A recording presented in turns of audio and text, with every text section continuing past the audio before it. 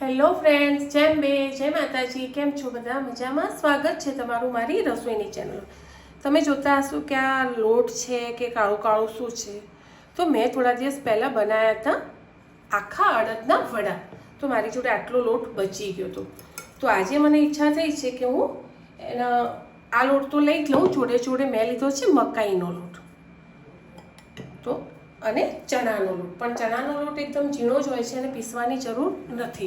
આને થોડું આપણે ફરીથી પીસી લઈશું. તો ચલો, મેં લઈ લીધી છે થાળી. એમાં આપણે આ બંને લોટ ચાળી લઈશું. આની આપણે મસ્ત ટેસ્ટી પાપડી બનાવીશું ફ્રેન્ડ. આનું છે પેલા એના જોડે પડ્યું હતું ને મારે પૌવાના જોડે, એટલે પૌવાનું જ છે, બીજું કંઈ નહીં. આને મસ્ત ચાળી લઈશું. એમાં લઈશું આપણે 1 વાટકીથી થોડો ઓછો ચણાનો લોટ. 3 લોટ આપણે ભેગા કર્યા છે.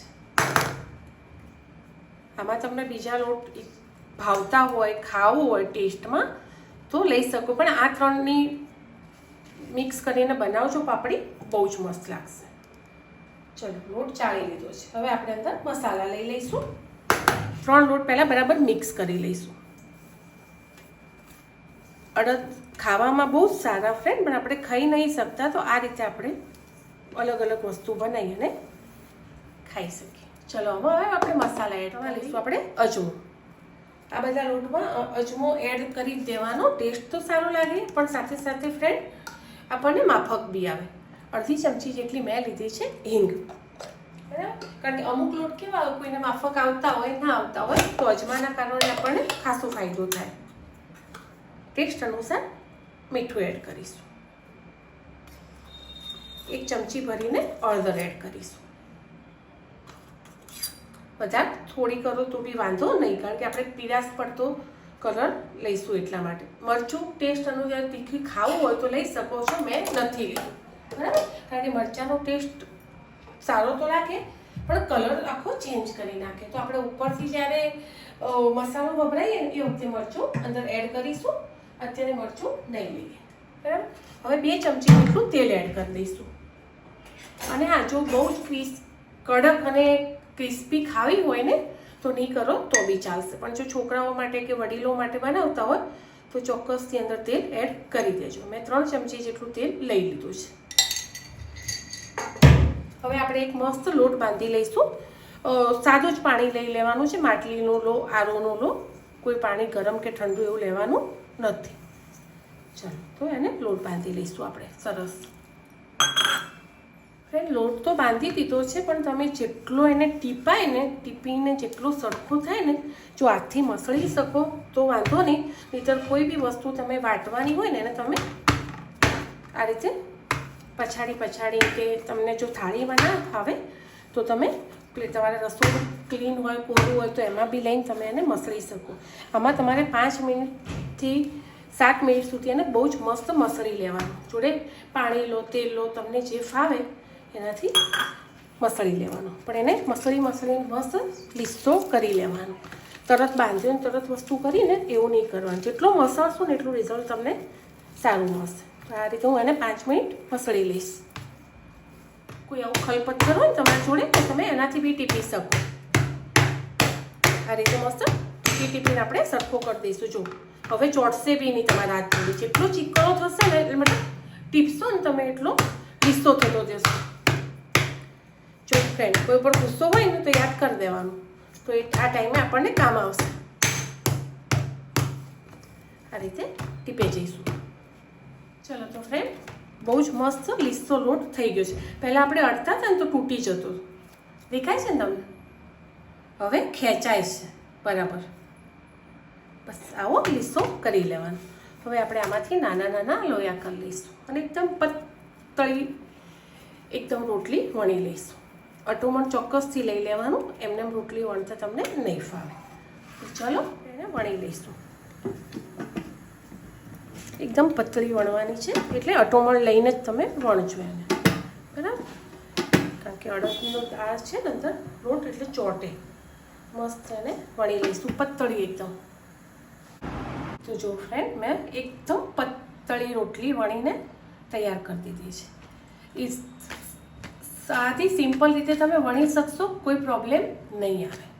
મસ્ત એ રીતે બધી રોટલીઓ મેં વણી છે. હવે આપણે કટ કરીશું. કટ કરવામાં તમારે જે આકાર આપવો હોય એ આકાર તમે આપી શકો છો. તો એક લઈ અને આપણે આકાર આપી દઈશું.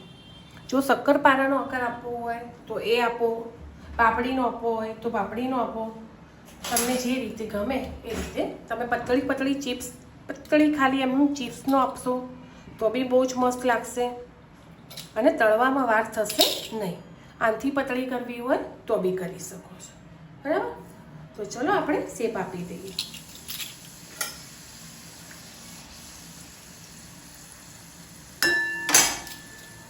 એકદમ નાના નાના શક્કરપારાનો હું શેપ આપી દઈશ. તમને જે રીતે ગમે એ રીતે તમે આપી દેજો. સ્ટીકનો આપશો તો બી ચાલશે અને શક્કરપારાનો આપશો તો બી ચાલશે. દેખાવામાં છોકરાઓને ટિફિનમાં આપશો ને તો સારું બી લાગશે અને એકદમ ક્રિસ્પી અને સોફ્ટ થશે ફ્રેન્ડ. તો આ રીતે આપણે શક્કરપારાનો શેપ આપી અને તરત જ અંદર તેલમાં તમે ઓરસથી આખો નમાવશો ને તો બી થઈ જશે. અને જો ફૂલેલી કરવી હોય તો પાપડીનો આપજો. જે રીતે આપણે ચોળાફળી ખાઈએ છીએ ને એ રીતે બી ફૂલીને મસ્ત થશે. પણ હું આ વખતે શક્કરપારા જેવો શેપ આપી દઈશ. તો ચલો, ક્લીન જ છે કિચન, નીચે પડે તો વાંધો નહીં, લોટવાળું જ છે. બરાબર? ઓરસીઓને બધું ઘસેલું જ હતું. આ રીતે મેં બનાવી લીધા છે નાના નાના મિની શક્કરપારા. જો કલર બી આપણે કોઈ એડ કરવો પડ્યો નથી ફ્રેન્ડ, કારણ કે આપણે ખાલી હળદર નાખી અને અડદનો લોટ હતો ને એટલે આવો લાઇટ ગ્રીન કલર જેવો કંઈક કલર થયો છે. દેખ્યું? ચલો હવે આપણે નાખી દઈશું તેલ. બધા ભેગા કરવા હશે ને તો બી કરીને પછી તમે એકસાથે બી કરી શકો. તો આપણે પહેલાં કટ કરી લઈશું એને. ચલો તેલ મૂકી દીધું છે. કંઈ જ મહેનત વગર ખાલી ઓરસનો નમાવો એટલે તળાઈને શક્કરપારા ઉપર. જ્યારે તમે તેલમાં નાખો ને ત્યારે ગેસ ફૂલ રાખવાનું, પછી ધીમો કરી દેવાનો. એકવાર ફેવરો ને એટલે આ રીતે આપણે બધા શક્કરપારા તૈયાર કરી દઈશું. આના ઉપર તમારે મસાલો, તમારે ચીઝવાળું કોઈ ડ્રાય ચીઝવાળો હોય તો એ લેવાનો, નહીંતર પેરી પેરી મસાલો. કોઈ મસાલો ના હોય તો સિમ્પલ રીતે ખાલી મીઠું અને ચાટ મસાલો અને મરચું એડ ભેગું કરીને બી તમે આના ઉપર ભભરાવશો તો બી બહુ જ મસ્ત લાગશે. આનો ફ્લેવર ટેસ્ટ જ એટલો મસ્ત છે કે તમારે કોઈ બીજા ટેસ્ટની જરૂર નહીં પડે. તો ચલો આ રીતે આપણે બધા તળી લઈએ. તળાઈ ગયા છે, નીકાળી લઈશું. એટલા સોફ્ટ થયા છે ને તો તમે એકવાર કોઈ દાંત વગરનાને આપશો ને તો બી એનાથી ખવાઈ જશે. એટલા બહુ જ મસ્ત થયા છે. કલર તમારા ઉપર ડિપેન્ડ હશે, તમારે કેટલો ડાર્ક કરવો કેટલો લાઇટ કરવો. પણ તળાવવામાં તો વાર નહીં લાગે, એકદમ પતળા છે એટલે 1 મિનિટમાં તળાઈ જશે.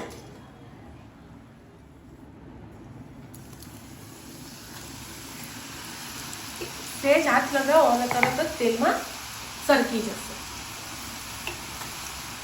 ફરીથી આપણે એ જ રીતે. તો જુઓ ફ્રેન્ડ કેટલા બહુ મસ્ત બનેલી છે અને હું તમને બતાવું કે કેટલા સોફ્ટ છે. એકદમ મસ્ત ટેસ્ટી તો છે, સાથે સાથે સોફ્ટ બી એટલા થયા છે. તો ચોક્કસથી બનાવજો. ફરી આગળના નવા બ્લોગમાં હું આ રીતે બધા બીજા બધા તળી લઈશ. By friend.